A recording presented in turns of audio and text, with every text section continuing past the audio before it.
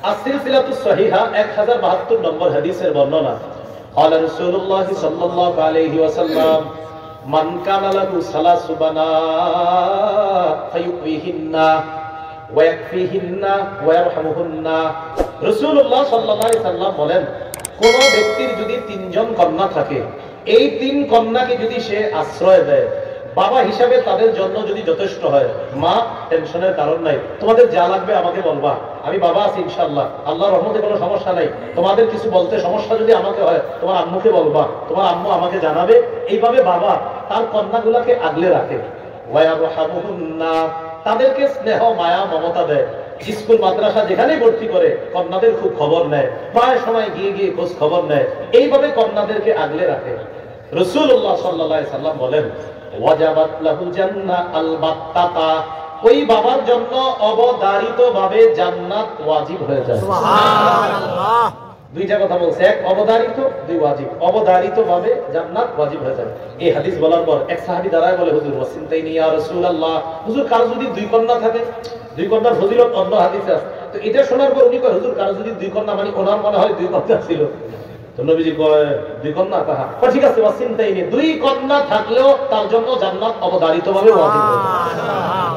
এজন্য কখনো কখনো প্রশ্ন কল্যাণের কখনো কখনো প্রশ্ন কি হয় কল্যাণকর হয় আবার কখনো কখনো প্রশ্ন বিরক্তিকর হয় যেমন আমারে প্রশ্ন করেন না কারণ আমি মাইকে প্রশ্নের উত্তর দেওয়ার যোগ্যতা এখনো অর্জন হয় নাই সম্ভবত মরণের আগে হবে না এজন্য যারা দিতে পারে তাদেরকে জিজ্ঞাসা করবেন আমাকে না আসলে এখনো হয়নি তো রাসূলুল্লাহ সাল্লাল্লাহু আলাইহি ওয়াসাল্লাম এবার যে কথাটা বলবেন আপনাদের কাছে জানতে চাই দুই বোন তিন বোন কাদের আছে বোন আছে কাদের দুই তিন বোন আপনারা বোনদেরকে আগলে রাখবেন বাবা যদি না থাকে তখন বোনদেরকে বাবার জায়গাটা দিতে হয় বড় ভাইয়ের অথবা বাবা আর কর্ম করতে পারতেছে না এখন মুরব্বী হয়ে গেছে এখন ভাইদের দায়িত্ব এই বোনদেরকে মানুষের মতো মানুষ করে বিবাহ যোগ্য হলে তাকে বিয়ের ব্যবস্থা করা আর যদি ছোট বোন থাকে আপনাদের এই ছোট বোন যাদের আছে যদি বাবা না থাকে আপনার ছোট বোনের কিন্তু প্রচুর আবদার আপনার কাছে কারণ বাবা নাই ওর যদি কোনো আবদার আপনি পূরণে একটু খালি দেরি করেন বলবে আব্বা থাকলে দিত ঠিক এই জন্য আপনারা যারা ভাই আছেন বড় ভাই এই বোনরা কতদিন বলেন আপনারটা কতদিন খাবে বিয়ে পর্যন্ত এরপরে তো আর না এই জন্য বোনদেরকে আগলে রাখবেন সহিহুল আদাবিল মুফরাদ 59 নম্বর হাদিসের বর্ণনা রাসূলুল্লাহ সাল্লাল্লাহু আলাইহি সাল্লাম বলেন লা ইয়াকুনু লি আহাদিন সালাসু বানাতিন আও সালাসু আখাওয়াত কারো যদি তিনজন কন্যা অথবা তিনজন বোন থাকে ফায়ুহসিনু ইলাইহিন্না ওই বোনদের প্রতি সে সুন্দর আচরণ করে দাখালাল জান্নাহ এই ভাই ঈমান নিয়ে মারা যাবে আর জান্নাতে প্রবেশ করবে সুবহানাল্লাহ ভাই যদি বোনদেরকে এভাবে আগলে রাখে অনেক সময় দেখবেন অনেক বাবা তার কন্যাকে বিয়ে দিতে পারতেছে না একটু দেরি হইতেছে তো বাবা যার কন্যার বিয়ে না হয় ওই বাবা বুঝে এটা কতটা কষ্টকর যে আমার মেয়েটার বিয়ে হচ্ছে না হতেছে হবে কিন্তু হইতেছে না ভাই জানে তার একটা বোন বিয়ের যোগ্য হওয়ার পরেও বিয়ে না হওয়াটা কতটা কষ্টের এই জাতীয় কষ্টের সম্মুখীন যারা হবেন তাদের জন্য রাসূল সাল্লাল্লাহু আলাইহি ওয়াসাল্লাম একটা হাদিস বলছে সান্তনামূলক ভাবে আপনারা ধৈর্য হারা হবেন না ইনশাআল্লাহ দেখবেন বিয়ে আজকে হচ্ছে না হয়ে যাবে 6 মাস হয়ে যাবে ইনশাআল্লাহ একটু ধৈর্য ধরবেন তিরমিজি শরীফের 1915 নম্বর হাদিস আম্মা জান আয়েশা সিদ্দিকা রাদিয়াল্লাহু তাআলা আনহার বর্ণনা তিনি বলেন দাখালাত ইমরাআতুন ওয়া মাআহা ইবনাতান এক মহিলা আমার কাছে আসছে তার সাথে দুইজন কন্যা আছে আম্মা জান আয়েশা বলেন এক মহিলা আসছে আমার কাছে তার সাথে দুইজন কন্যা আছে ফাসাআলাত আমার কাছে সাহায্য চায়